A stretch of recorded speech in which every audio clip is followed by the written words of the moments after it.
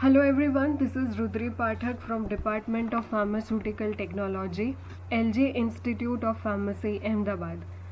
Today we are going to talk about mixing, various equipments of mixing, mechanisms of mixing, and we are also going to discuss in detail about Silverson emulsifier, which is an equipment utilized for mixing of two immiscible liquids. So basically, how many types of liquid do we know? Liquids can be categorized into miscible liquids, that is, they mix with each other in all the ratios, all the proportions, and at any ambient condition. The second is partially miscible liquids, which mix with each other provided some conditions are given to them, that is certain change in temperature, pH, ionic balance, anything. Then we have the third category, that is completely immiscible liquids, which are not going to mix on their own provided an extreme level of exertion is given to them. Now, for mixing of all these liquids, different types of liquids, we have certain mixing devices, and in each of the mixing devices there are four basic parts. First is the stainless steel vessel in which the mixing is going to take place, then the shaft, then the impeller which will be attached to the shaft, and that is our mixing element or the most important mixing part, and then we will have baffles which are utilized for removal of vortex during the mixing procedure. We are going to discuss about this in our later slides. Now basically the mixing elements that we talked about in our previous slide can be categorized into three categories. The first is propellers, second is turbines, and third is paddles. You can remember PTP formula: P for propellers, then T for turbines, and again P for paddles. Now let's begin with propellers. What are actually propellers?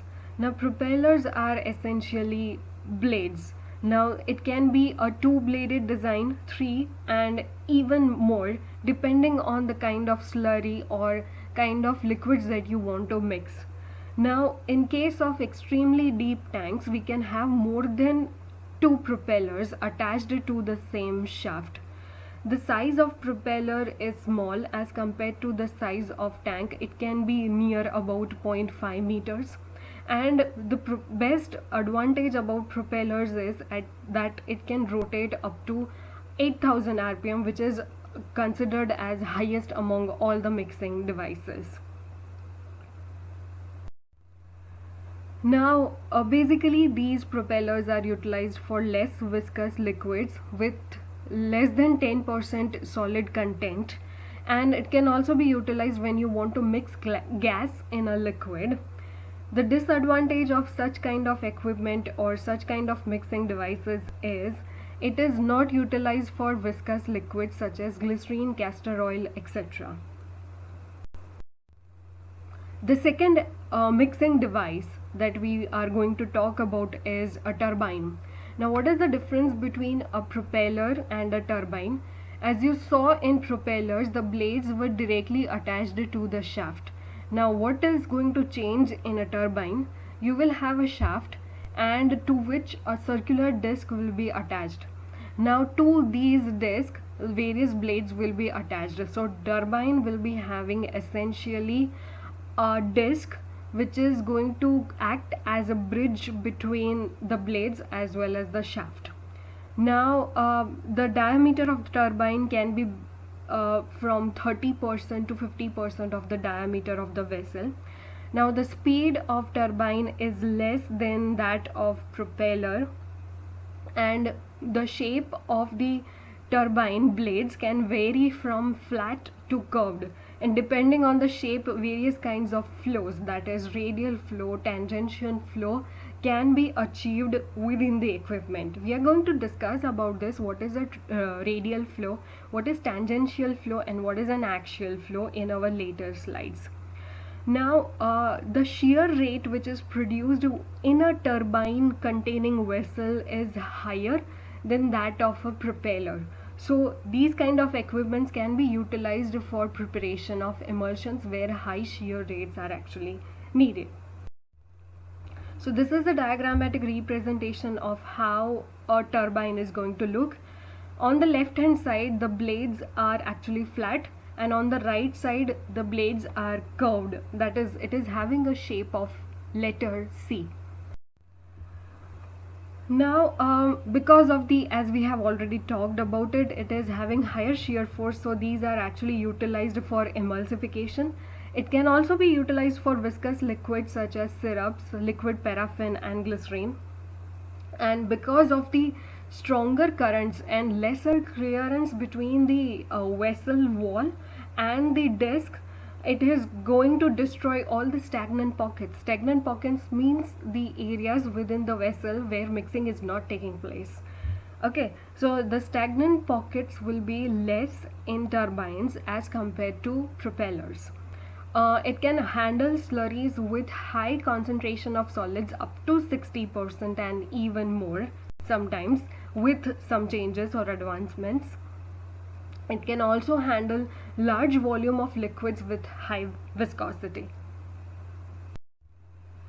Okay, now the third category of mixing elements that we are going to talk about is a paddle. Paddle is one of the simplest design of mixing element where two or more blades are directly attached to the shaft.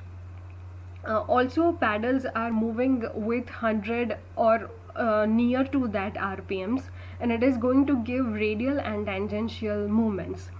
It should be noted that paddles are usually equipped with baffles to control the vortex formation within the equipment. It is utilized for preparation of certain antacid suspensions and antidiarrheal mixtures. The vortex formation can be negligible when you control the RPM below 100, but it leads to poor mixing, and to aid mixing, more than one paddles needs to be incorporated within the equipment. So in nutshell, what different kinds of impeller blades we discussed about a paddle, then we also discussed about a turbine which is having a disc to which the plates are actually attached. Then we will have a propeller. Now there are two more mixing devices along with this, that is anchor impeller and helical impeller, which obviously is going to help the mixing process when the concentration of solids in the suspension is more than 60%.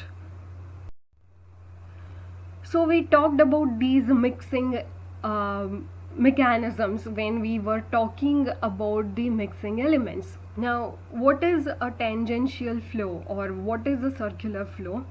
Now, when the mixing element is moving in a circular direction, clockwise or anti-clockwise, and when the shaft is placed centrally, it is placed exactly in the center of the equipment, then you can see a tangential flow or a circular pathway develops within the equipment around the shaft, and this is what we call as vortex generation. So vortex in vortex generation, what will happen in the center of the equipment, there will be generation of vacuum, and the entire fluid or liquid which we are actually mixing will be surrounding the wall of the equipment in the inner side. So this is what we call as tangential movement.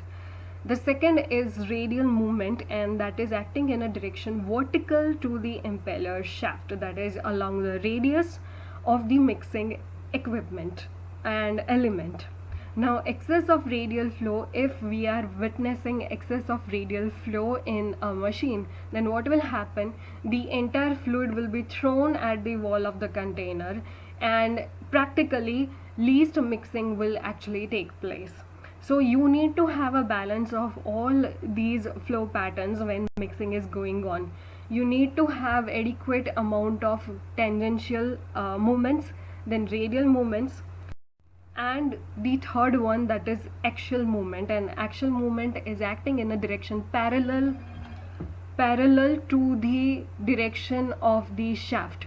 It is actually parallel to the shaft which we are actually utilizing for mixing of the two liquids or two different liquids. So this particular movement is actually needed when we are going to mix solids in a liquid. So what will happen when we are having solids in a liquid?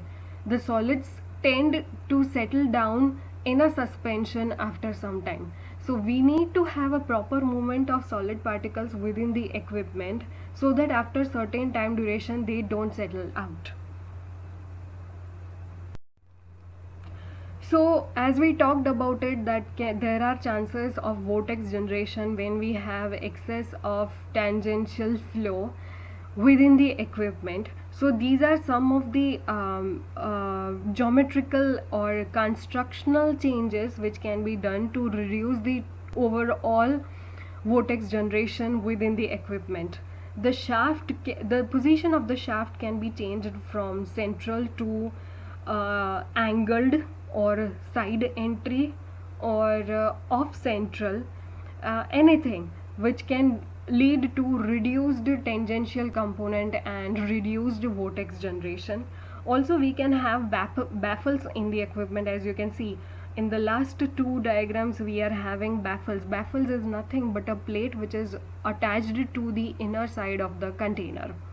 So these are some of the changes with which actually vortex formation can be reduced. One more change that you can do is when you are having more than one blades attached to the same shaft which is located at regular intervals, then the overall mixing will be improved and gas formation or vortex generation or dead spots can be minimized. Okay, now we are going to talk about mixing of immiscible liquids using Silverson mixer, and it is usually asked in 5 marks. This is also known as homogenizer or emulsifier. It is one of the widely used emulsifier in pharmaceutical industry when two immiscible liquids are actually mixed.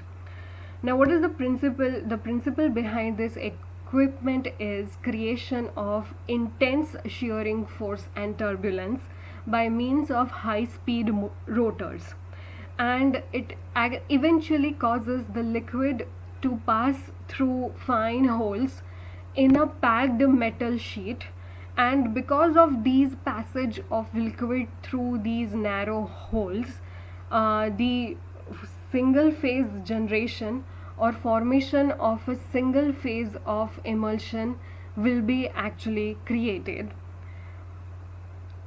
Now let's look at the construction. There will be columns which are actually attached to the motor, and also they are attached to the emulsifying head. Now the central portion of the shaft is connected to the motor and the emulsifying head. The emulsifying head will be containing turbine blades, and the blades are surrounded by the mesh or the holes through which the liquid is going to pass. This is how the construction of Silverson emulsifier will look like. You will have shafts, and one part of the shaft is connected to the motor and the other part is connected to the emulsifying head, as you can see in the left hand side of the diagram. Looking at the enlarged view of this diagram, we can have shaft, then turbine blades because of which RPMs will be generated, then circular mesh through which the liquid is going to pass through, also these perforations, and then the lower part of the equipment through which two liquids will be sucked inside the equipment. So this is how the equipment is going to work. As the first of all, the emulsifier head is placed in a vessel containing immiscible liquids. Now when the motor is started, the shaft rotates and emulsifying head and turbine blades is also rotating. Now because of this, there will be generation of suction force and pressure difference within the equipment, and this causes liquid to suck inside the equipment and also leads to intense form of mixing. Now, because of these centrifugal force and circular movements, the contents will be expelled with a greater force through the mesh, and eventually emulsification takes place, which can be confirmed by checking the size of globules. So, this particular equipment is utilized for preparation of emulsions and creams. The Silverson mixer is available in different sizes, which can handle a variety of batch of liquids from milliliters to thousands of liters, and it can be utilized as a batch as well as continuous operation, which is a very big advantage of the equipment. The most important disadvantage of this equipment is clogging of the equipment because of lots of pores within the equipment, which are actually utilized for emulsification, so that needs to be cleaned at regular intervals. So that's all for today's session. We talked about the basic mixing elements, that is propellers, turbines and paddles. We also talked about the three basic mixing mechanisms, that is axial flow, tangential flow and radial flow. And then we talked about the Silverson mixer, which is utilized for preparation of emulsion because of its shearing rates and intense mixing. That's all for today's session. Thank you and have a nice day.